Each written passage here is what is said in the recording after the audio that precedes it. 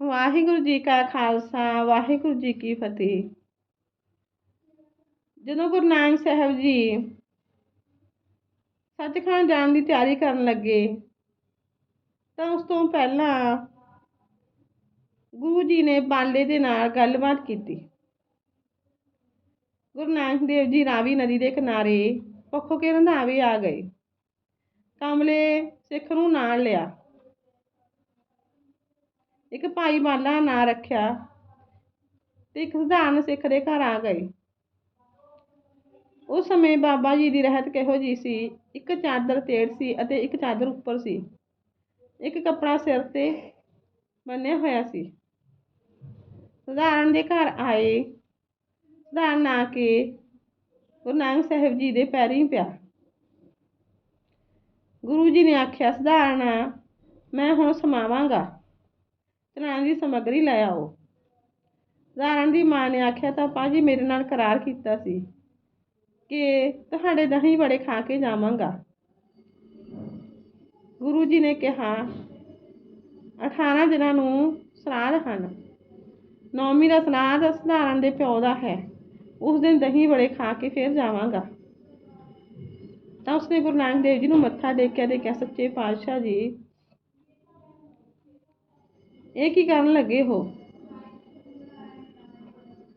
ਫਿਰ ਭਾਈ ਬੁੱਢਾ ਤੇ ਧੀਰੂ ਨਾਈ ਆਇਆ, ਬੂੜਾ ਕਲਾਲ ਵੀ ਆਇਆ। ਫਿਰ ਗੁਰੂ ਨਾਨਕ ਦੇਵ ਜੀ ਨੇ ਆਖਿਆ, ਲਖਮੀ ਦਾਸ ਤੇ ਸ਼੍ਰੀ ਚੰਦ ਨੂੰ ਵੀ ਸਦਵਾ ਲਓ, ਮੈਂ ਸਮਾਵਦਾ ਹਾਂ।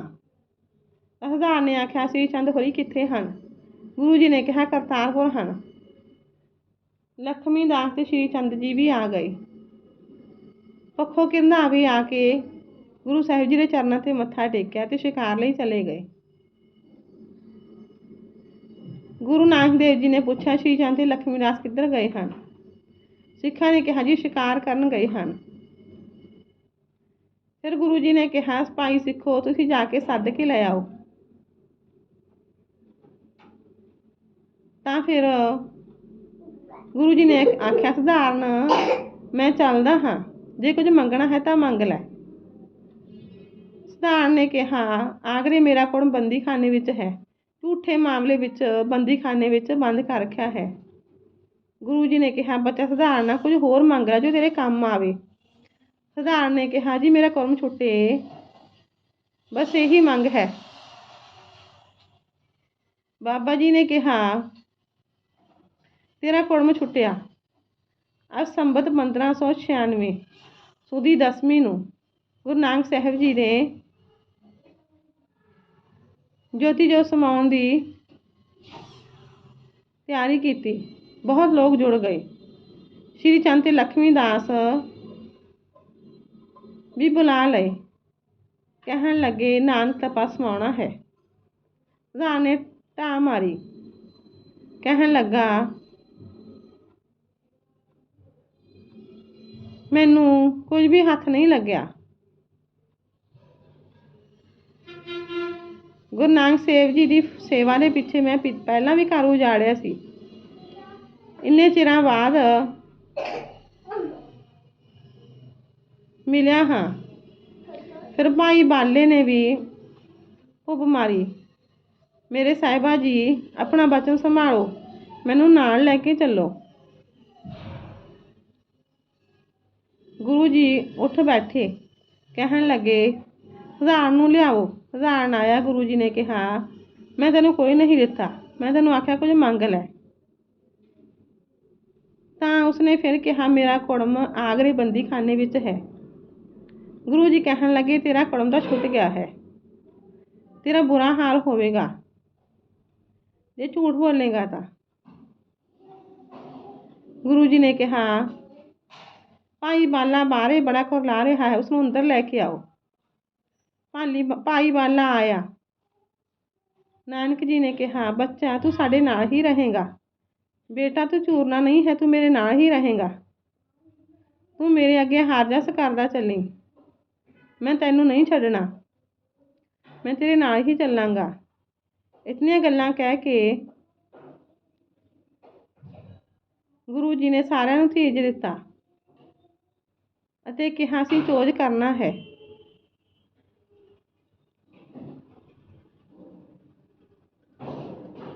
ਤੇ ਗੁਰੂ ਜੀ ਨੇ ਕਿਹਾ ਤੁਸੀਂ ਇੱਥੇ ਧਰਮਸ਼ਾਲ ਬਣਾਉਣੀ ਹੈ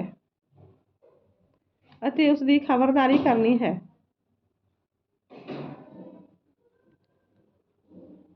ਤਾਂ ਫਿਰ ਆਪਸ ਵਿੱਚ ਗੱਲਾਂ ਕਰਨ ਲੱਗੇ। ਗੁਰੂ ਸਾਹਿਬ ਜੀ ਸਮਾ ਗਏ ਹਨ ਜਾਂ ਕਿਸੇ ਹੋਰ ਧਰਤੀ ਦਾ ਸੈਰ ਕਰਨ ਗਏ ਹਨ। ਪਰ ਗੁਰੂ ਜੀ ਨੇ ਸਾਨੂੰ ਕਿਹਾ ਹੈ ਨਾਮ ਜਪੋ, ਸ਼ਬਦ ਪੜ੍ਹੋ ਤੇ ਸੋ ਕੋਈ ਨਾ ਕਰੇ। ਗੁਰੂ ਜੀ ਹਾਜ਼ਰਾ ਹਜ਼ੂਰ ਹੀ ਹਨ ਤੇ ਗੁਰੂ ਜੀ ਕਹਿ ਕੇ ਗਏ ਹਨ, ਜੇ ਸਿੱਖ ਨੂੰ ਕੋਈ ਲੋੜ ਹੋਵੇ ਤਾਂ ਗੁਰੂ ਅੱਗੇ ਪ੍ਰਾਰਥਨਾ ਕਰੇ ਤਾਂ ਮੈਂ ਹਾਜ਼ਰ ਹੋਵਾਂਗਾ। ਗੁਰੂ ਜੀ ਨੇ ਕਿਹਾ ਬਾਲਾ ਅਤੇ ਮਰਦਾਨਾ ਸਾਡਾ ਕਦੇ ਵੀ ਵਿਯੋਗ ਨਹੀਂ ਹੋਣਾ। ਜੋ ਕੰਮ ਅਸੀਂ ਮਾਤਲੋਕ ਵਿੱਚ ਕੀਤੇ ਹਨ ਉਹ ਨਿਰੰਕਾਰ ਜੀ ਦੀ ਆਗਿਆ ਹੈ ਤੇ ਹੁਣ ਇਹ ਸਾਰੇ ਕੰਮ ਸੰਪੂਰਨ ਹੋ ਗਏ ਹਨ।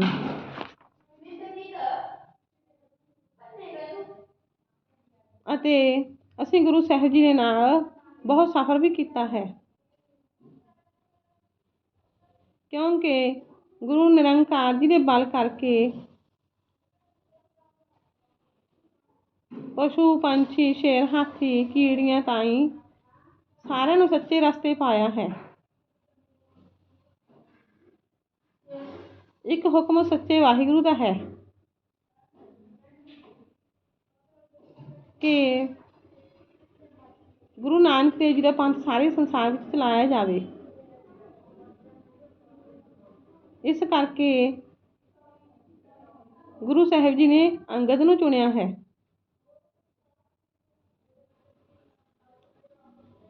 ਸਵਾਸ ਆ ਗੁਰੂ ਦੇ ਨਾਮ ਦਾ ਸਿਮਰਨ ਕਰਨਾ ਹੈ, ਕਿਉਂਕਿ ਗੁਰੂ ਦੇ ਸ਼ਬਦ ਦੀ ਲਾਠੀ ਦੇ ਨਾਲ ਇਹ ਮਨ ਵੱਸ ਵਿੱਚ ਆਉਂਦਾ ਹੈ।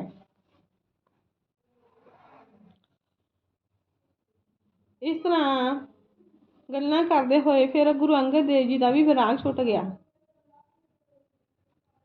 ਅਤੇ ਕਹਿਣ ਲੱਗੇ, ਹੇ ਬਾਲਾ, ਇਹ ਤ੍ਰਿਲੋਕੀ ਦਾ ਬੋਝ ਅਸੀਂ ਕਿਵੇਂ ਉਠਾਵਾਂਗੇ।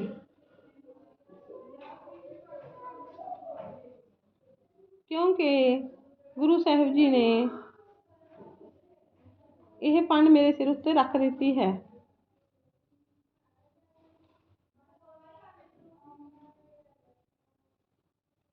ਤਾਂ ਗੁਰੂ ਜੀ ਨੇ ਬਾਲੇ ਨੂੰ ਕਿਹਾ ਅਤੇ ਅੰਤਰ ਧਿਆਨ ਹੋ ਗਏ। ਅਗਲੀ ਸਵੇਰ ਸਾਰੇ ਸਿੱਖ ਇਕੱਠੇ ਹੋਏ ਅਤੇ ਕਹਿਣ ਲੱਗੇ, ਗੁਰੂ ਨਾਨਕ ਜੀ ਸਮਾ ਗਏ ਹਨ। ਅਜੀਤਾ ਰੰਧਾਵਾ, ਬੂੜਾ ਕਲਾਲ, ਬੁੱਢਾ ਜੱਟ, ਧੀਰੋ ਨਾਈ ਚਾਰੇ ਜਣਿਆਂ ਨੇ ਕਿਹਾ ਕਿ ਇੱਥੇ ਤਾਂ ਇਹੀ ਰੌਲਾ ਪੈ ਰਿਹਾ ਹੈ, ਗੁਰੂ ਜੀ ਸਮਾ ਗਏ ਹਨ ਅਤੇ ਤੁਸੀਂ ਬਾਲੇ ਨੂੰ ਸਦਵਾਓ। ਫਿਰ ਬਾਲੇ ਨੂੰ ਪੁੱਛਿਆ ਗਿਆ, ਗੁਰੂ ਜੀ ਕਿੱਥੇ ਹਨ। ਬਾਲੇ ਨੇ ਕਿਹਾ, ਗੁਰੂ ਜੀ ਤਾਂ ਜੰਮਣ ਮਰਨ ਤੋਂ ਰਹਿਤ ਹਨ, ਬਚਨਾਂ ਦੇ ਪੂਰੇ ਹਨ। ਤਾਂ ਫਿਰ ਬਾਲਾ ਸਿੱਖਾਂ ਨੂੰ ਗੋਰਖਨਾਥ ਦੀ ਸਾਖੀ ਸੁਣਾਉਂਦਾ ਹੈ। ਬਾਲੇ ਨੇ ਕਿਹਾ, ਇੱਕ ਦਿਨ ਸੁਮੇਰ ਪਰਬਤ ਉੱਤੇ ਗੋਰਖਨਾਥ ਨਾਲ ਗੋਸ਼ਟ ਹੋਈ ਸੀ। ਗੁਰੂ ਨਾਨਕ ਦੇਵ ਜੀ ਬਾਲਾ ਉੱਥੇ ਹੀ ਬੈਠੇ ਸਨ।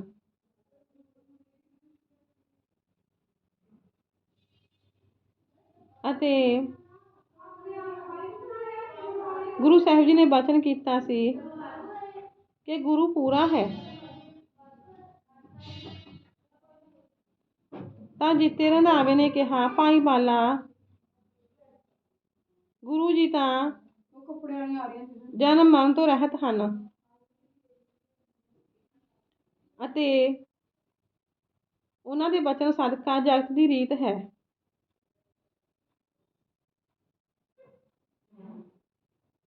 ਅਤੇ ਉਹ ਸੱਚਖੰਡ ਗਏ ਹਨ। ਜਗਤ ਵਿੱਚ ਜ਼ਾਹਰ ਗੁਰੂ ਮੋਇਆ ਹੈ, ਉਹ ਸਦਾ ਹੀ ਹਾਜ਼ਰ ਹਨ। ਸੁਮੇਰ ਪਰਬਤ ਉੱਪਰ ਗੋਰਖਨਾਥ ਜੀ ਗੋਸ਼ਟ ਕਰ ਰਹੇ ਸਨ ਤਾਂ ਕਾਲ ਮਹਾਂ ਭਿਆਨਕ ਰੂਪ ਧਾਰ ਕੇ ਆਇਆ। ਗੁਰੂ ਜੀ ਨੇ ਦੇਖਿਆ ਕਾਲ ਆਇਆ ਹੈ।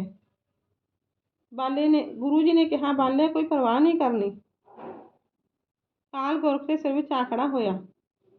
ਗੋਰਖ ਨੇ ਪੁੱਛਿਆ, ਕਾਲ ਤੂੰ ਕਿੱਥੋਂ ਆਇਆ ਹੈ? ਕੀ ਕੰਮ ਲਈ ਆਇਆ ਹੈ? ਤਾਂ ਕਾਲ ਕਹਿਣ ਲੱਗਾ, ਮੈਂ 4 ਯੁੱਗ ਭਗਤੀ ਕੀਤੀ ਹੈ।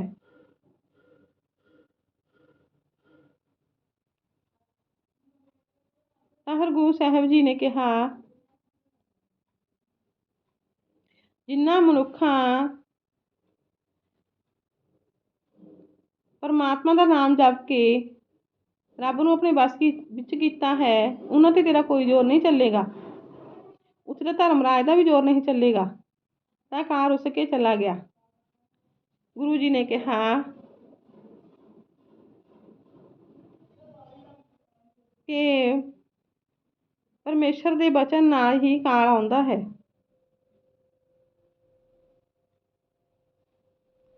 ਫਿਰ ਬਾਲੇ ਕਿਹਾ, ਗੁਰੂ ਜੀ ਤੇਰੀਆਂ ਤੂੰ ਹੀ ਜਾਣੇ।